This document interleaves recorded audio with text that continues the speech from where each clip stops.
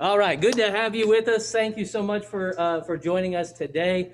We're excited about the conversation, about the chance to hear from you and ask questions and have a dialogue back and forth as best we can. So, anybody watching at home or everybody in the room, thank you so much. We're going to throw it to you, and you can share with us for a bit. Tell us about yourself and what you're seeing, and then there is a Q&A on the webinar so people can ask questions, and Brenda is monitoring that. And then in the room, if you have questions, we're going to come to you as well here shortly. So uh, we'll see what happens here. So Jennifer, thank you so much for being with us again. You've joined us on the podcast several times, and you're on the mental health team here at Cool Spring as well. And so thank you for joining us, and we're going to hand it over to you. All right. Well, good morning. It's so nice to get to talk to people, even though it's over the computer. I work from home. This is my office, my bedroom office, if you will. And so it's very nice to get to see people and get to have a conversation. I know we have to be careful on time, so I'm going to sort of jump right in. I did just want to let you know a little bit about myself so you know kind of who's sitting across from you. I am born and raised in Hanover County. I graduated from the former Lee Davis High School. I've got a daughter who's 19 who just graduated from Atlee and attends Randolph Macon. I've been practicing for 24 years. I do individual work, family work, a lot of parenting stuff. I work with anybody. Currently, I work with folks 12 and up. I don't do the little ones. They do typically do play therapy, and I don't have a certification in that. But I've done inpatient work. I did inpatient psychiatric treatment for adults way back when I first started. I worked for Hanover County Mental Health for 10 years. I did crisis work and then outpatient work with children and adolescents. I then went into private practice. My office is right across the street from Washington Henry Elementary. There's a little building there. So when I'm there and not in the middle of a pandemic, that's where I practice. I've been there for about 12 years. And I also do a lot of work in the community through PTA and through service boards and different things like that related to mental health.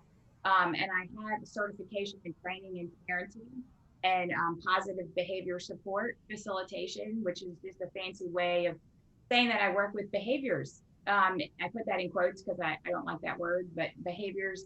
And I work supporting individuals, kids and adults through behavior plans and through positive behavior supports. That's me in a quick nutshell. I also wanted to say real quick before I dive into the content that by no means is what we're going to talk about today cover everything. We all know that the child span of age between 0 and 18 is pretty full of lots of things. And so we're just going to get on some highlights and themes today. Also, everything is sort of filtered through the lens of the pandemic at this point. And so that has changed, everything we do with regards to providing mental health services and supports, because we have to look at that through that lens. As you all know, you're sitting in church with masks on, right? So we all know about how that works. The only other thing I was going to say before I got into the content was I don't know what everybody's age range is and kids' ages, but one of the things I've learned in practice now is that a lot of us parents have one foot in the world before technology, because we all, well, at least I grew up without it. Phone books, we had old timey things. And then I have one foot in technology because I'm raising a child in that world. And so parenting can often be a struggle because they've basically grown up with both feet in technology. And so we're having to know what we know versus know what they know. And I work really hard to respect that because, kids deserve respect, first of all. But second of all, a lot of what they tell me is they get grumpy when adults continue to sort of get frustrated with technology and the impacts of that when that's all they've known. So I just wanted to caveat that. So sort of quickly, this is by no means a comprehensive list. And if you see me looking, I've written stuff down. That's what I'm looking at. But Brian asked me to do 3 to 5 things, sort of the top things that I see in my practice. And so the first thing that I see in no particular order is in relation to mood, a lot of depression, a lot of anxiety, way more anxiety recently in the last few years than I saw when I first started. So those those sort of, and I hate to talk in terms of diagnoses because people are people, not diagnoses, but just for you guys' purposes, I see a lot of that.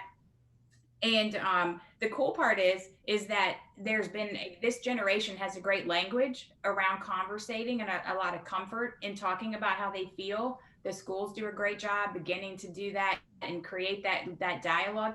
So a lot of younger folks are starting to seek services and to ask for that because they've been taught that it's okay to do so. So that's been fantastic. It's created a shortage of appointments, but it's great that they can talk about it. Another thing that I see a lot of is obviously the socialization piece.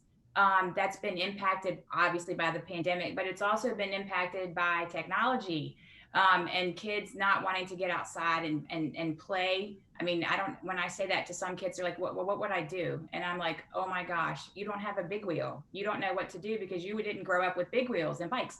So anyway, there's that piece. A big one I'm seeing a lot of is the difficulty in emotion regulation and tolerance. What that means is they have a harder time regulating their emotion and often tolerating emotion because they're so used to the instant age of computers and technology. And they're also used to sitting across from people on phones and computers rather than in the moment.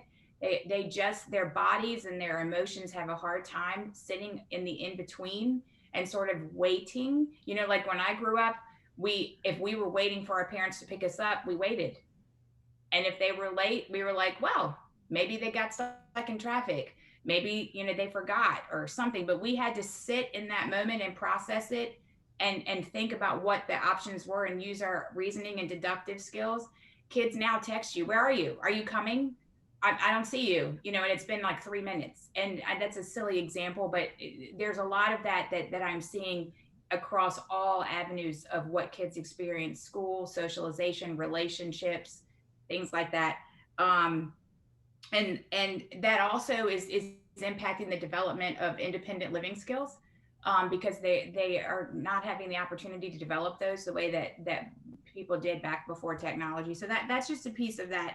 And then factoring into all three of those things, mood, emotion, and socialization, is the unfortunate presence of substance abuse, and that can include nicotine and vaping, as well as, you know, the traditional marijuanas and alcohols. Um, Another thing that I'm seeing is that people have full schedules. And I can't see any of your beautiful faces, but I'm guessing you're all nodding somewhere because nothing is simple as it was before. Everything is done year round. Sports are year round. School activities are usually year round, and they're very much more intense, you know, 3-4 times a week. And so that then busies us because we are the transport, we are the people that have to be present for that. Academic expectations and loads that they're carrying are a lot bigger than they were back in the day. And so that is putting a lot of pressure and stress on kids. And then we have a lot more to do as parents because we're policing technology, computers, phones, gaming. So our scope of what we do has vastly increased over the last 20 to 30 years than if you were to ask other parents that who parented, you know, when we were growing up. And then lastly, the big one is technology. That's the one, you know, I did a podcast on that. You know, we've got all kinds of things to deal with that. So we're managing time, obviously, in terms of use. We're also managing the content because the reach, I mean, kids laugh at me when I talk about encyclopedias because they don't know what they are. And I'm like, that was the scope of our knowledge back in the day. It was an encyclopedia. If it wasn't in there, it didn't happen. Well, now not only are they able to look at content more readily, but the scope, the reach with which they can see content is just, it's infinitesimal. So we have to manage that. And then some of the technology that we use has to happen. Our kids are online with the pandemic. Our kids, everything they do, there's a technological component. So then we have to look at discerning the use of that in terms of time and content. So there's a lot of policing that goes on with that. So anyway, so this impacts development. The last thing I was going to say before I open it up is that all of these things and the way that the world works, which the world's fine, it's a great place, but it does impact things. We develop internally the same that we did when we grew up. I mean, our bodies are still built the same, barring a couple of hormones and foods and things like that. the way that we develop pretty much has the same trajectory. So our nature is the same, but that sort of nurture, the external piece, is where we're finding some differences. And so I'm finding that a lot of kids struggle with alone time, they struggle with downtime, and they struggle with sort of being creative and sort of figuring out what to do in that space. That's a lot of what I've been finding in my practice in the last year is, obvious feelings and things coping with the pandemic. And when talking with kids and even adults to some degree about how to fill that space, they're struggling with how to do that because they don't have a roadmap for that. Those previous generations, cartoons cut off at 10 o'clock in the morning, TV cut off at midnight. We had to learn just by nature to fill that space and time, and they just haven't had to learn to do that. So I know that's like, woo, a lot all at once. And I know I have to be mindful of time and I want to answer any questions. So I'm going to stop there, Brian. That's kind of quick, but does that open it up for questions at this point? Yes, absolutely, absolutely. So, questions that you might have for Jennifer related to what she said, or maybe you just came with a separate question that you'd like to throw out to her. Now is your opportunity. She'd be happy to answer. Yes. What has brought on all this anxiety that's everywhere? I mean, that was one of the first things you mentioned was a level of anxiety. Where did this start?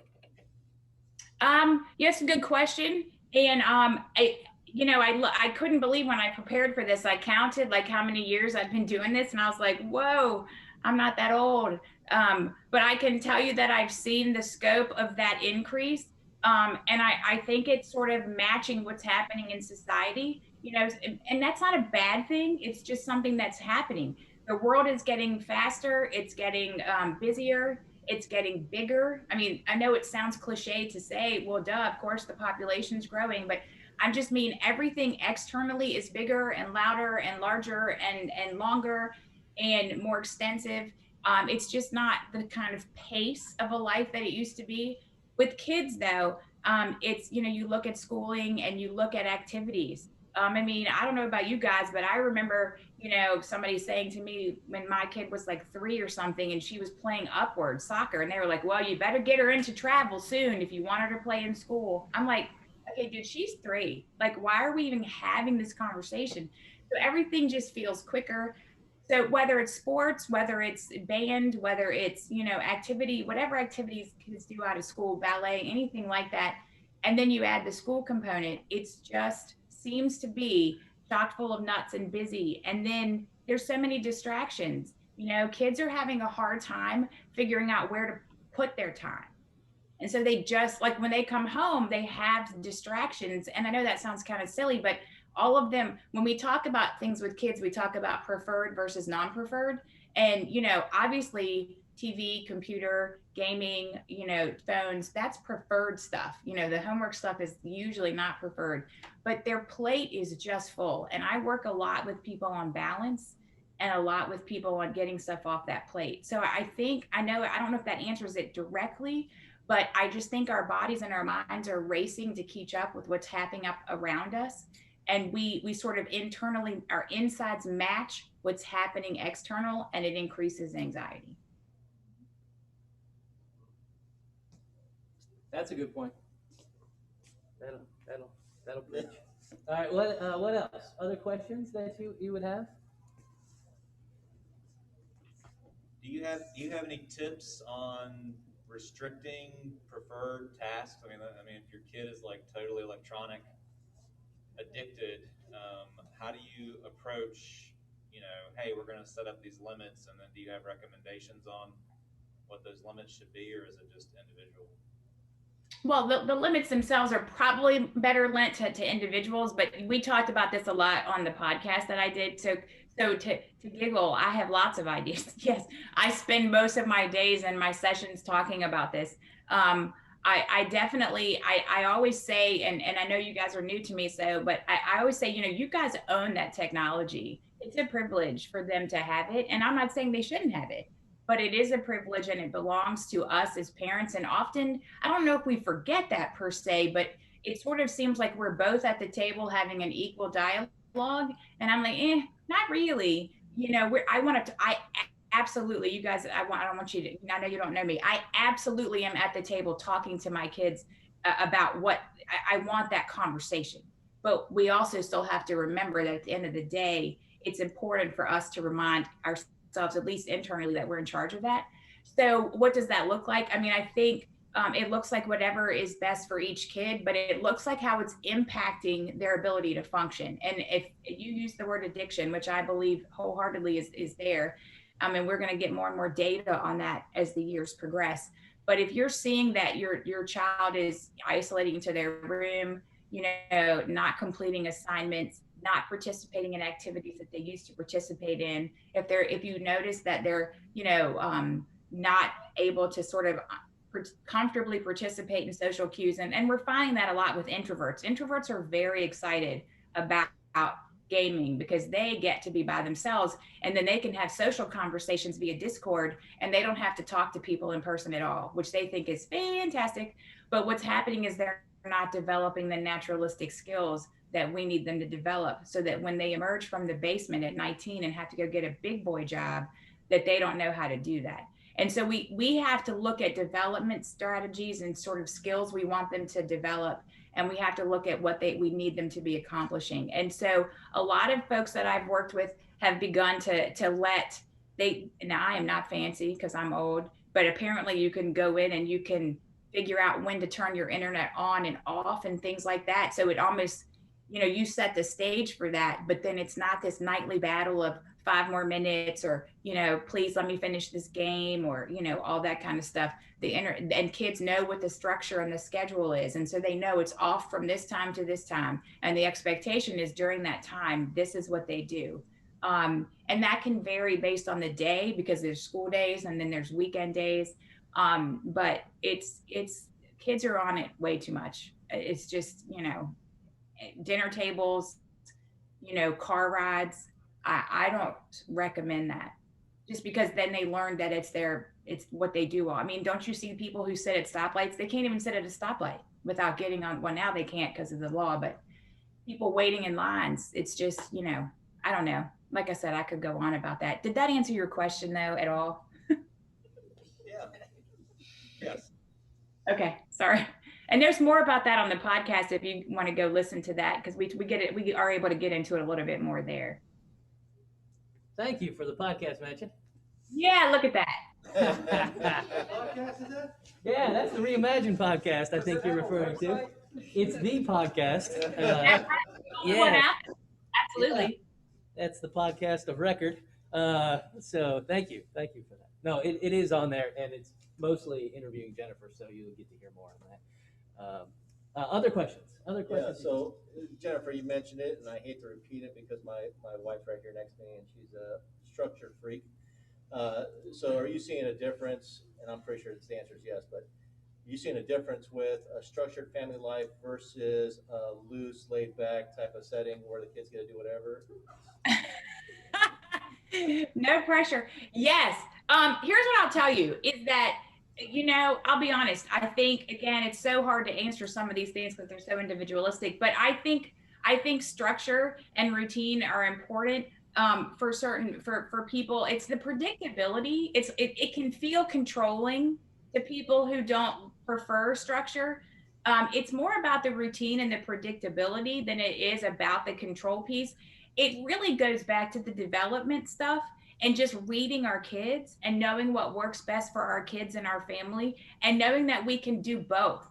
And it's more about structuring and scheduling certain times of the day based on what's expected at that time of day and what you all are trying to achieve, versus like on the weekends where it can be a little looser or a little different. But and every day can look different, because, you know, Monday, Wednesday, Friday we can have ballet, and then you know, Tuesday, Thursday we have football or not, and every day is going to be different. And we're asking a lot of our kids developmentally at an early age to manage those variations. So I don't know if it's about one being better or worse, because as somebody who certainly, I don't mind, I'm a structure girl, but I gave birth to a child who loves a little bit more loosey goosey. And so we have to balance that. So I think it's about reading what's best for your children and for yourselves, and figuring out as a family, just reading the room, so to speak. But I know you guys have so much free time to do that, right? It's easy. It's, all kinds of free time so I know it's not that simple, but I think to answer your question, it's child based, because some kids are internally structured. Some kids wake up and go throughout their day with their own set of structure, and they don't need a lot of governance. And other kids will need some of that. But I also believe in giving kids what they need. And if some of them don't prefer structure, then we just figure out when we need it to get things done. Does that help? Amen. Sure. I have one child who will wake up on like a Saturday where we had nothing planned, and his first question is, "What's the plan for today?" Yes, that's right. Like, I don't know. Right. Another child, that's perfectly fine answer. Like, that's legitimate. I say that to my son, and he's like, "Oh, great." Because it's very stressful. It's very stressful. He has no idea what to expect. Yeah. So I like to lay it out hour by hour, doing nothing, more nothing, a little more nothing. I just post it, and it's perfect. It's perfect. All right. Other questions? Anyone had other questions? We probably have a minute or two. We do. Maybe in 1 minute. We're gonna go over today. We're breaking all the rules today. I have a question. Yes. How do you encourage introverted children to socialize more? Oh, wow. I wish you could be in my house. If you haven't figured out, I'm the biggest E on the planet. I have the highest score on the Myers-Briggs test on an E that anybody could have. My daughter is completely an I, like her father, which is fine. But that has definitely been a challenge for me, for sure, even at 19, because she's doing school remotely because of the pandemic. And I'm like, don't you want to talk to these people and connect with this and do that? And she's like, just rolls her eyes at me like, oh my gosh, Mom, that is not my deal. So, honestly, I think it's about understanding the introvert. There's a great book. This is a true story. I was volunteering at Chickahominy, and a parent came in, and I don't remember why she talked about it, but she mentioned the book. And as a therapist, my ears went up, and it's called Quiet. If you just Google Quiet, the rest of it will come up. It's an introverted book written by Susan Cain, and she has some TED Talks, which I've also watched. She wrote the initial book for adults, introverts in the workplace and how they get overlooked and things like that. And so then she wrote a teenager kind of child book to go with that I just consumed, and was very excited to see that the final chapter was what to do if you're an extroverted parent of an introvert. And I was like, oh, I need to read that. So what you do is you respect it, you honor it, you sort of figure. I've had to do a lot of work on my own about realizing, what's mine and what's hers, and figuring out what the basic social skills are that we want them to have. And basically introvertism, I think, also is a little misunderstood. I get my energy from people and from the room and from talking, as you guys can see. My child does not. She doesn't need a lick of that, doesn't want it. That doesn't make her weird or not cool. It means that she derives her energy differently. She also runs out of energy a lot more quicker than I do. So introvertism is more so about how do we process our world socially, and what do we need and what do we not need. It's not about right or wrong, or about, what works and doesn't work. So it was a really good book. I would encourage you to it's not a hard read at all. But the thing I took from there were two things. And I tell my kids that I work with all the time. The first thing I'll never forget that she said that I read was, I'm not antisocial, I'm differently social. Secondly, she talks about stretching. So sometimes, because introverts have ideas, and that's if you read her adult version book, that's where she talks about it in relation to businesses. Is businesses tend to go where, like, if you're sitting at a table in a meeting, the extroverts are going to dominate the room. The introverts have many, many cool ideas because they've been quiet, reading the room and taking it all in. But because they don't get sort of called on, or because they hang back, a lot is missed. And so introverts have desires and dreams and goals like everybody else. They just have a different way of conveying them. And so she talks in the book about how to help kids who have ideas that are introverted though, and sort of reluctant to sort of function in an extroverted world, talks about stretching and how to do that comfortably. And also to see that a lot of that, sometimes introverts tend to have social anxiety, not like diagnosable, but that's kind of what goes along with that. And so they have to work through some of that, and that's where the stretching comes into play, and they get to practice a little bit, and they see that it's not all or nothing. We're not either introverted and completely quiet, or we're, oh my gosh, off the rails. We can find a middle. Thank you. You're welcome. Okay. We, unless there's a really pressing one that if you don't ask it right now, you won't be able to sleep tonight. We're gonna call that. Okay, great. Right. Very good, Jennifer. Thank you so much for being with us. Yeah, that was great. We look forward to having you again another time. That's great. All right. Thank you so much. Here, y'all have a good day. Thank you.